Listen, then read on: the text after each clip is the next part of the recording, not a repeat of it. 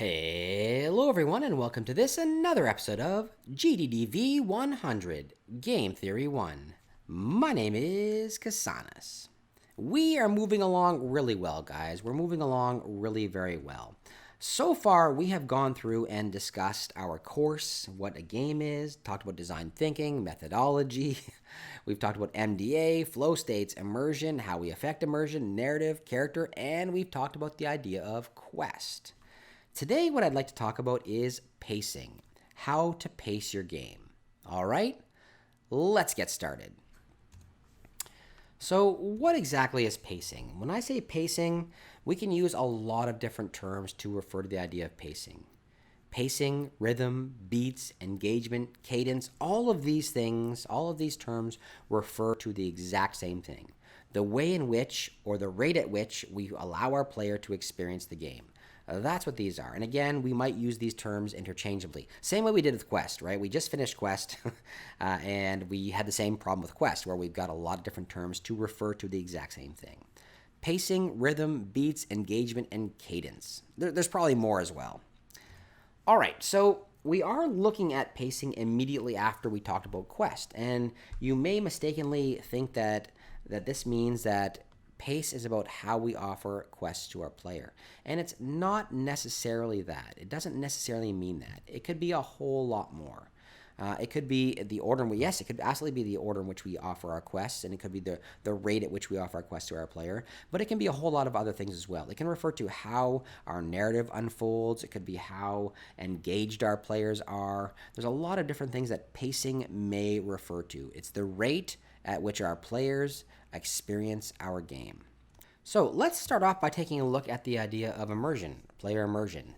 Pace can definitely have an effect on the flow graph, on your players' immersion levels. So there's going to be periods in which your players learn a brand new skill, and that's going to be a peak within your flow graph, right? That's going to be a peak within the pacing itself. There's going to be a point in time where your players have mastered those new skills and they're just demonstrating their expertise within it. And that's going to be a trough, kind of a slower period within your flow graph. So the pacing there goes up as it reaches a peak and down as it reaches a trough, right? That's the pace in which our player is going to be experiencing our games. So therefore, we know right away that our flow channel, even though we've shown it as a straight channel, it's not necessarily going to be a linear. We've already talked about this. It's not your player's not going to experience your game in a linear fashion. Their skill does not rise, and the challenge rise up immediately alongside of it, right? In order for our player to remain immersed within our game, we want to give them little rest periods as well. A peak when they're learning something new, and a trough as they move into and start to establish an expertise with a particular mechanic or skill. When we look at the idea of pacing as far as level design is concerned, again, we need periods of relative safety along with periods of relative difficulty. And again, this has direct effect on immersion, right? The player wants to be stressed, but if we maintain a constant stress rate, then our player is going to be too stressed to play our game. They're going to back out and say, I cannot take that anymore. We need some sections within our level design where the player is safe and they can explore what they have, what they've done, etc. Right? And other places within our game where they're within our level design where they are being stressed out constantly. They're experiencing something new, a big challenge of some kind. That has to be built into our level design as well. Again, that's pacing. If we talk about the idea of excitement levels. We have a problem where our players can become used to, humans in general can become used to stimuli, right? We start to ignore it after we've experienced it for too long. It's no longer stimulating us in the same way that it does when we first experience it. So we need to have little points of time within our game where our players are highly stimulated and other times where they're not, right? We want to make sure that we are varying the rate at which they experience excitement within our game. We can get used to things like spectacle, a lot of beautiful things. If things are just constantly coming at us, there's constant explosions and there's constant particle systems going off all over the place. We can become used to this. And as we become used to it, spectacle will now have a negative effect rather than a positive effect on immersion. If we utilize spectacle in a proper manner, offering our players excitement and feedback in an untimed manner, so not at a constant rate and not at a specific interval, if we kind of mix it up, then we're going to have positive effect on our players' immersion levels. So all of this is about pacing. Let's take a look at a typical pacing diagram. This comes from a Gamasutra article about the pacing of the movie Star Wars, right? And I keep going back to Star Wars, guys. I know. So this is the peaks and the troughs that we're seeing within Star Wars. The rebels are captured, a big peak at the beginning. We meet Obi-Wan, we meet Han Solo, Luke's parents are killed, Luke's Alderaan is destroyed as a peak, Luke's training is a lower point. It's still a rise in action. The Death Star, Obi-Wan diverts everyone. It's kind of a low point as Obi-Wan sneaks around. Leia is rescued. Obi-Wan gets killed is a high point. The Rebel base back there talking about what they have to do. The big trench run. Finally, Luke uses the Force. Bam, the climax of the film, and we drop off, right? So if we take a look at this, diagram, it's really important that we understand that we do have an oscillation that's occurring here. It's not a constant oscillation, but we do have this up and down movement, peaks and valleys within our particular film, right? We go up sometimes with lots of excitement, and we go down sometimes, a chance for the audience to rest. We're not hitting them constantly with a barrage of spectacle for the entirety of the film. This diagram looks a lot like the plot diagram that I showed you earlier, right? There's a rise in action till we finally hit our climax, and then there's the denouement with the falling action, right? Everything kind of ties together. The only real difference in that diagram and our plot diagram is an initial spike that we saw at the beginning where there's that rebel fight and we meet Darth Vader. This initial spike is known as the hook. So again, if we take a look, it's almost identical. That hook is right at the very, very beginning, and it's before we've actually met most of our characters. So unlike our plot diagram that I've got here on the left, where we start off with a setting and characters, we need something that's going to capture our audience's attention immediately. And in the case of Star Wars, what captures our audience attention immediately is this initial battle. We meet Leia, we meet the rebels, we meet Darth Vader, and everyone is captured. That is the hook that is involved in this particular film. So that initial hook, what exactly does that mean, and what exactly is it? And I say here it should happen in the first 5 minutes of play, but that timing is not something that's absolute, right? Depending if you've got a game that's only 30 seconds long, you're not going to have to wait 5 minutes to get your hook. So I've gotten here first 5 minutes of play, but obviously it's something that we want to happen as soon to the beginning as we possibly can. So every game, every film, every story has a hook of some kind. It's something that's going to draw our users or our viewers into what we're doing, right? And it's going to be in the first 5 minutes or very early within your gameplay or within your film. And basically, the job of the hook is to ensure that your player wants more, that they're interested, that they become immersed immediately. That is the intention of the hook. Now, there are several methods of creating that hook. There are several methods of grabbing your user's attention. And we're going to talk about those today. We're going to talk about narrative, mechanics, and spectacle. Each of these offer you an opportunity to give your player something that's going to drive their interests. If we start off with the idea of narrative, what exactly does that mean? So when we talk about the idea of a narrative hook, what it means is you're offering your player a compelling narrative right away, right? You're trying to have your player hooked into the story of your particular game. And this can be done in a number of different ways. You can utilize narrative itself, some narrative points, some type of world creation where you're offering your player a view of something interesting within your world, and that kind of thing. Now, again, each of these hooks may fit well into a particular aesthetic, and when we talk about MDA. So a narrative hook might be great for things like fantasy or narrative style games, right? The player wants to know what's happening or what's going on. It's meant to create mystery or curiosity in the player, so they want to be involved in that story. They want to see that particular story involved, right? They're interested right away, right from the beginning. If we look at what a good narrative hook does, it's going to cause your player to ask questions. They're going to be interested in what's happening. They're going to want to know more about what's happening. Throughout your hook, you might want to drop little hints so the player understands and they kind of need to piece everything together. In dropping these little hints and having your player piece things together, it's going to increase their immersion levels, right? They're going to be concentrating on what's going on and trying to figure out what's going on. You don't want to confuse them. You want to make sure that they're able to piece things together properly. But what you want to do is allow them to by piecing it together to concentrate on your game. You might want to go through and show an interesting world. By showing off an interesting world, again, it creates questions like, why does that look like this? Why is it like that? It's going to immerse them immediately in the world that you've created. And again, if you're creating a fantasy game or a narrative game, that's really, really important. You can start off your hook with an interesting fact or statement. Just say something, right? That might cause the person to be interested, or the player to be interested. 1,000 gerbils died in the making of this building. Something like that. You might say whatever it is you're going to say. It's going to make the player say what, and they're going to definitely want to know why. All right.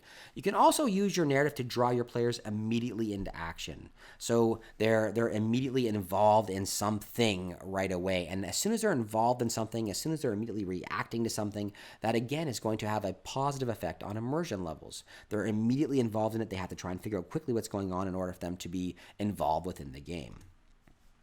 There is a technique called in media res that often works really, really well, and that means starting in the middle, right? You're opening things up in the middle of things. The player kind of is dropped into an existing situation. There's no need to go back and fill in all of that, to start off with all of that initial build up. You start off right away within the action. Later on, you're going to use flashbacks and that kind of thing to kind of fill in what's occurred.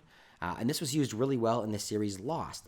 If Lost is an old series now, so I'm dating myself by actually talking about the idea of Lost. I watched Lost when it was on TV, and Lost started off immediately with a plane crash. We were on a deserted island. There were people hurt. There was burning things. There was explosions. There was a pregnant lady screaming. All of these things were occurring in Lost. And we didn't know what happened. We didn't know how the people got there. We didn't know how this plane crash had occurred and why we were on this island. We knew nothing at all. And as the series progressed, we did flashbacks and we found out how each person got onto the island. I'm not going to tell you how it ends. It ends crappy. But anyway, that's Lost. Lord of the Flies, same thing. We don't start off by talking about the boys being in school or talking about them getting ready for their trip. Lord of the Flies starts off with the boys on the island. That's where it begins. So starting off right in the middle can immediately affect your player's immersion level. They want to know what's going on. Now, there are pros and cons to this. That immediate mystery, the player's trying to figure it out, like I said, that's going to build up their immersion levels. And they start with all the good stuff, right? They're right away into the good stuff. There's no lengthy build up to try and get there. They're right there in the immediate of it. But there's a real danger in that your players are going to become confused. If there's no exposition whatsoever. Again, at this point in time, the players are not invested in these characters. They don't really understand what's happening. They may lose interest in your game. So it can have a negative effect. It all depends on how you are introducing your particular story, right? Get your players engaged immediately. The next thing we're going to talk about is the idea of a mechanic hook. So some games may start off right away by demonstrating a very compelling mechanic and offering it to the player right away. Even if this is an advanced mechanic of some kind, they might put the character in some state where they're very powerful. It's a super saturated experience of the game. Like right away, we're giving this to our players. Now, we don't typically leave them in that state. We'll bring them back and make them work their way back towards that state throughout our game. But we offer them this right away, so they kind of see this is exactly what this game's going to be, and I can't wait to get there. That's what they're thinking. I can't wait for this to be how powerful I am. So a great example is Darksiders. If you play from the beginning, you start off right away with fully powered in all of your abilities, and you have all of the mechanics you're going to have, and it starts off right away with this big combat that's occurring as you're walking through this ruined city. And the players then are able to experience a sample of what they're going to have as they work their way through the game, right? It all gets taken away from you. It all gets taken away, and you have to build your way back to that particular level of power. But we start off right away by saying, wow, I really want to do this. Wow, I was able to transform into this huge creature. This is fantastic. You think this the entire time. And yes, you're starting over again, but you have already experienced this and you're hooked in already. The spectacle, or the hook utilizing spectacle, is an interesting one. In this particular type of hook, you are utilizing some amazing bit of technology or some stunning graphic or visual that's going to immediately entice your players into playing your game, right? That's what's drawing them in, the fact they're using this cutting edge technology. I have 1 billion particles, and you've got all this flashy stuff going on and all these amazing graphics. Now, the real problem with spectacle is that it loses its power over time, right? Your game is not going to have the same longevity. At least your hook is not going to have the same longevity that the others might. What we consider to be cutting edge right now, in a couple of years from now, might be looking like garbage. What we consider to be amazing right now, in a few years from now, might look terrible to us, right? If we look back on the early 3D games, for example, or even the early 3D films, a lot of the graphics and that type of thing do not hold up. When they were originally created, we looked at these things as amazing. Oh my God, look at the 3D graphics on this, so lifelike, so amazing, right? We looked at it like that. But today we consider them laughable. They look horrible. They actually have a negative effect on immersion. So if you are utilizing some type of spectacle as your hook, take a look at this stuff, bang, bang, bang, it's all right in front of the player and they're amazed. Just know that that hook might not be effective over time, right? It'll lose its effectiveness as technology progresses. Okay, guys, so it's important. We just talked about 3 different types of hooks. We talked about the idea of narrative, mechanic, and spectacle. And it's important to understand that you don't necessarily have to, it's not that your hook falls into one of these categories, right? You may utilize all 3 mixed together in some combination. It's not that you have to only use one type of hook. You can use all 3 in combination. If we take a look again at Darksiders, Darksiders started off in the middle of the narrative. We had no idea what was going on. We started off in the middle of this burning city. There was fire everywhere. There was explosions and lots of flashy particles. Right in the middle of the story, we had no idea what was happening. Obviously, the city had been invaded for some reason. And we also started off with our character fully powered up. So Darkside really used all 3 of these hooks in combination to draw the player into that particular game. All right, guys, so that is the end of pacing. Again, this was an introduction to pacing. It's not, a detailed step-by-step instruction on how to pace your game because you know what? Your pacing is going to be different for every game you make. Now, consider a couple of things that are extremely important. You're going to want to vary the pacing of your game. The pacing is the rate at which your player experiences your game, and you're going to want to make sure that you vary that experience. You don't want to keep hitting them hard the entire time. You want some ups and you want some downs. You want some rest periods and you want some very, very frenetic periods within your game, right? This is going to allow your player to become more immersed. By not having it at a constant rate, they will not become acclimatized to your spectacle. They will not become acclimatized to the stimuli that you're offering them, and they're going to remain more immersed within your game. Give them a chance to rest. All right, that's probably the most important thing I can say about pacing in an introduction. Give them a chance to rest. We talked about the idea of hook and how important it is to draw your players in right away. Draw them in and ensure that they're interested in your game so they want to keep on playing. All right, everyone, that brings us to the end of pacing. I hope you guys enjoyed it. If you did, let me know with a thumbs up, and if you didn't, let me know with a thumbs down. Boo. I always love to hear from you guys. Add some comments, okay? All right, thumbs up, thumbs down, comments down below, and if you haven't done so, please take a few seconds to subscribe. Have yourselves a wonderful day, everyone.